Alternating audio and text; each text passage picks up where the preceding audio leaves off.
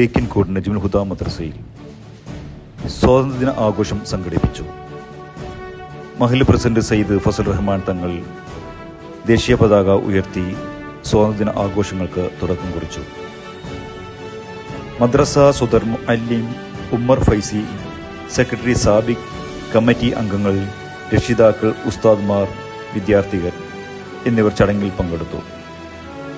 തുടർന്ന് വിദ്യാർത്ഥികളും സന്നിഹിതരും ചേർന്ന് സ്വാതന്ത്ര്യദിന പ്രതിജ്ഞ ചൊല്ലി. എന്റെ രാജ്യത്തിന്റെ ഐക്യത്തിനും അഖണ്ഡതയ്ക്കും വേണ്ടി ഞാൻ പ്രാർത്ഥിക്കുന്നു.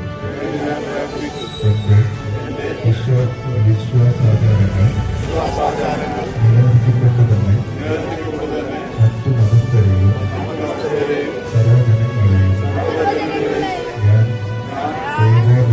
ഏകോദര സഹോദരരെ പോലെ സ്നേഹിക്കുകയും ആദരിക്കുകയും ചെയ്യും. എന്റെ രാജ്യത്തിന് മഹത്തായ ഒരു പാരമ്പര്യമുണ്ട്. ആ പാരമ്പര്യം കാത്തു സൂക്ഷിക്കാൻ ഞാൻ എന്നും മുന്നിൽ നിൽക്കുകയും രാജ്യത്തിന്റെ പുരോഗതിയും ഭാഗമാവുകയും ചെയ്യുമെന്ന് രാജ്യത്തിന്റെ സ്വാതന്ത്ര്യത്തിനായി ത്യാഗം ചെയ്ത മഹത്തുക്കളെ സ്മരിച്ചുകൊണ്ട് രാജ്യസ്നേഹവും സൗഹൃദവും സാഹോദര്യവും കാത്തുസൂക്ഷിക്കാനുള്ള സന്ദേശവും ചടങ്ങിൽ പങ്കുവച്ചു.